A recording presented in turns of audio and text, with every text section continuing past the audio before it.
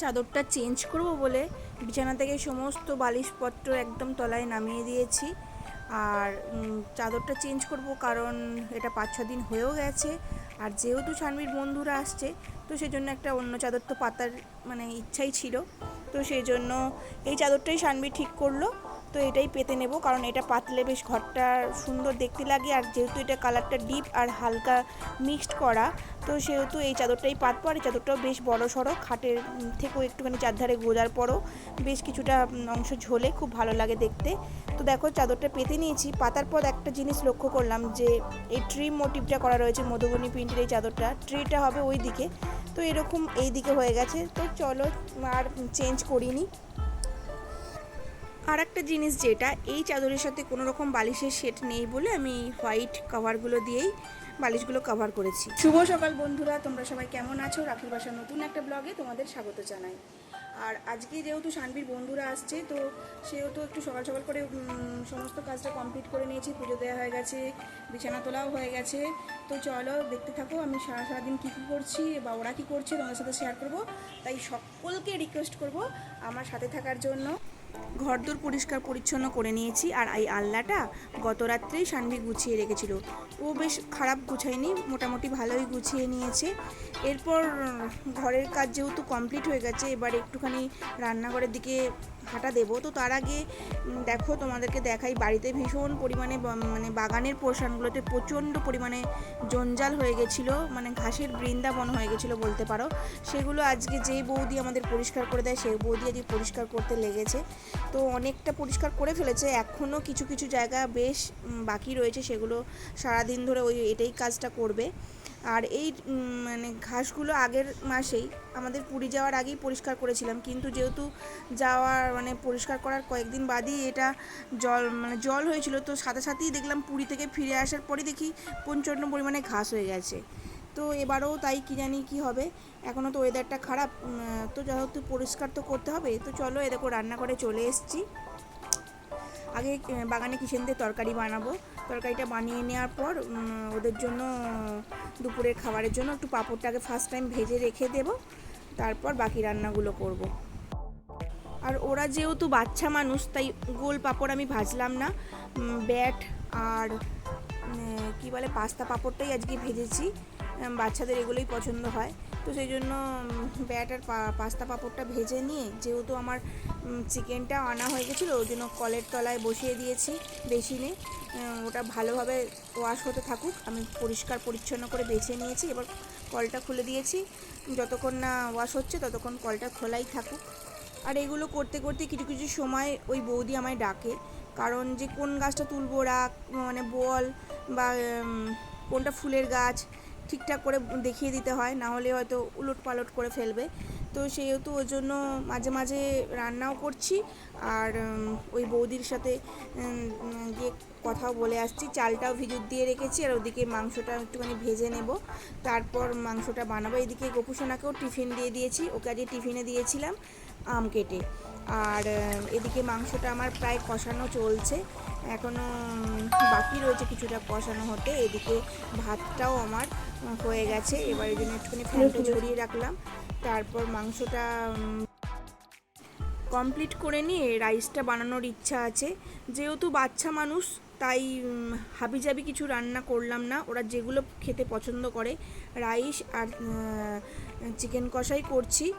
আর এই যে দেখো রাইসটা, ভাতটা একটা লেয়ার দেওয়ার পর রাইসের জন্য যে জিনিসগুলো ভেজে রেখেছিলাম, ভেজিটেবলসগুলো, সেগুলো স্তরে স্তরে সাজিয়ে দিচ্ছি। ঘি লবণ যেভাবে বানায় আর কি, একটু চিনি দেওয়ার পর আবার একটা স্তর দিই, এইভাবেই আমি রাইস করি। তো সেই হিসাবে সেই রকমভাবেই করলাম।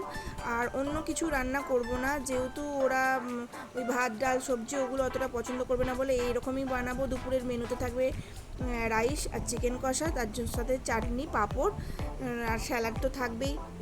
আম তো রয়েইছে, আমও কেটে দেবো, এটাই করার ইচ্ছা রয়েছে। আর এখনও পর্যন্ত ওরা এসে হাজির হয়নি, তো ওদের জন্যই মেয়ে বারবার করে একবার করে আমার কাছে আসছে, আর একবার করে এসে বলে যাচ্ছে যে মা কখন ওরা আসবে। এই যে দুটোই একদম কমপ্লিট হয়ে গেছে, তার কিছুক্ষণ বাদই ওরা চলে এসেছে। তো ওদেরকে একটুখানি ফার্স্টেই শরবত, একটু মিষ্টি আর একটুখানি আম কেটে দিয়েছিলাম। তো সেটাই গিয়ে দিচ্ছি। এই যে চলো ওদের সাথে তোমাদের আলাপ করিয়ে দিই। এই যে ওই 3 বন্ধু, এটা সুপ্রীতি, ওটা সুলগ্না, আর এটা সৃজা। তো ওরা একটু একটু লজ্জাও পাচ্ছে। তো চলো ওরা খেয়ে নিক, তারপর ওরা বসবে আসল যুদ্ধে। এই যে ওদের স্কুলের এক্সিবিশন আছে, তো সেখানে জিওগ্রাফির এক্সিবিশনের জন্য ওরা ভলক্যানো মডেল তৈরি করতে এসেছে। আর আজকে ওটাও একটা আসার কারণ, আর যেহেতু ওদের সামার ভ্যাকেশন হচ্ছে, তো ওদের অনেক দিন থেকে আসার ইচ্ছা ছিল, তো ওই জন্য ওরা আরও এলো। আর ওটা একটুখানি মানে সেট করার পরই ওরা চলে গেছিলো বাগানে। একটুখানি বাগান থেকে ঘুরে আসার জন্য ওরা বারবার করেই বলছিল, তো আমি বললাম যে ঠিক আছে তোরা একটুখানি ঘুরেই আয়, তারপর বাকিটা করবি। তো ওখানে গিয়ে দেখো ওরা ফার্স্টেই যেটা বাচ্চাদের গিয়ে আমাদের এই বাগানের এই পার্কটার যে দুটা মানে আকর্ষণীয় জিনিস, এই দোলনাটা, ওখানে গিয়ে আগে দোলনা চাপতে বসেছে। আর আমার গোপোষণার খালি কীর্তিটা খালি দেখো তোমরা, কীরকমভাবে ও দোলনায় দোল খাচ্ছে, ও সব কিছু উল্টো করে করে। এই যে দেখছো দোল খেতে খেতে জুতো একদম ছুঁড়ে ফেলে দিল। তারপর ওরা বন্ধুরা নিজেদের মতো করে টাইম স্পেন্ড করেছে, এগুলো সবই ওরা ক্যামেরাবন্দি করেছে, আমি যাইও নি ওদের সাথে, ওরাই করে নিয়ে এসছে। তো ওরা যেহেতু শহরে থাকে আর আমাদের বাড়িটা মানে এমনই একটা, আমাদের বাড়ি থেকে ওদের বাড়ির ডিফারেন্সটা কিন্তু বেশি না, কিন্তু আমাদের এলাকাটা একটু গ্রাম্য, তো সেহেতু ওরা ভীষণ পরিমাণে খুশি।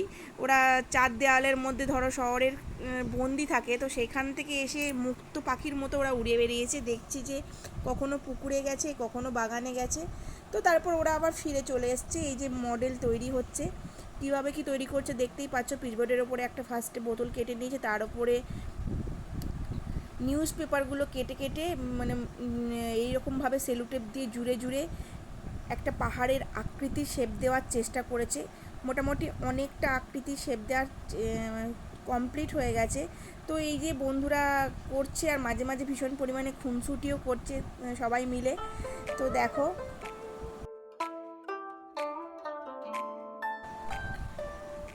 এবার মুখের মানে বোতলের মুখটা যে পোর্শনটা করছে সেখানে ক্লে দিয়ে সেট করছে, আর ওপরে আর যেটুকুনি কাজ বাকি আছে সেটুকুনি করে ওদেরকে বললাম চল দুপুরের খাবারের সময় হয়ে গেছে, তো ওদের খেতে ডাকলাম।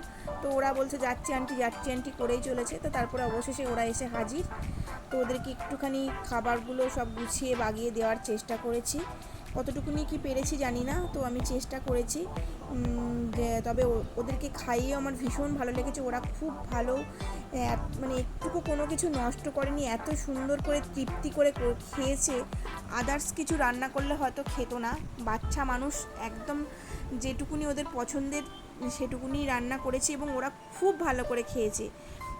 তো তারপর আবার ওরা কাজে লেগে পড়েছে।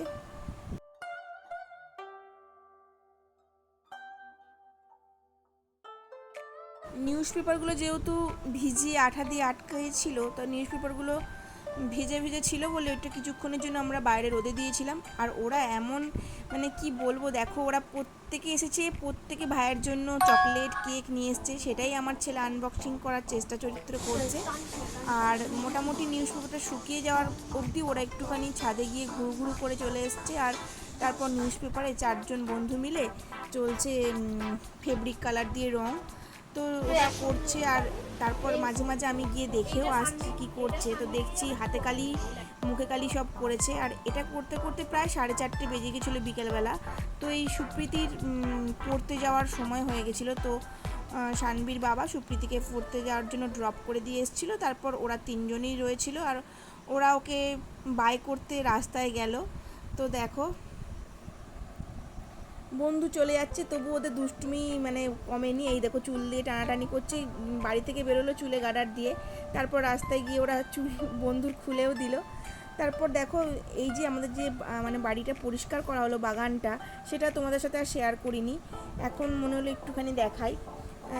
তুলসী গাছগুলো হাফ হাফ শুকিয়ে গেছে, তবুও তুলসী গাছগুলো পুরো দেহ রাখার আগে অবধি তুলে ফেলিনি কো।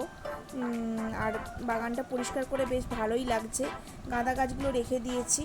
আর এই যে ভলক্যানো মডেলের এখন রং চলছে, পাহাড়ের কালার ব্রাউন দিয়ে হচ্ছে।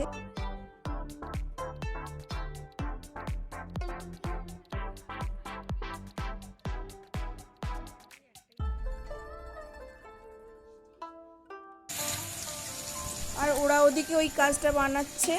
আর আমিও ওদেরকে বললাম বা ওদেরই আবদারে চলে আসলাম সন্ধ্যাবেলার জন্য একটুখানি টিফিন বানাতে।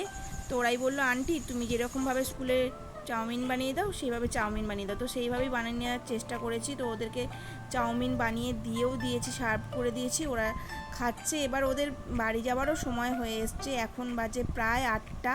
যাওয়ার আগে 3 বন্ধু মিলে আবার একটুখানি ছবি তুলে নিল। আর আজকের মতো মডেলটা যেটুকুনি তৈরি হয়েছে, কারণ এখনও অনেকটা বাকি রয়েছে, তো সেটুকুনি তোমাদের সাথে শেয়ার করছি। কেমন হয়েছে জানিও। আর আজকের মতো ভিডিওটা এখানেই শেষ করলাম। ভালো থেকো, সুস্থ থেকো, আমার পাশে থেকো, আর আমাকে একটু বেশি বেশি করে সাবস্ক্রাইব করে দিও। তো চলো, টাটা।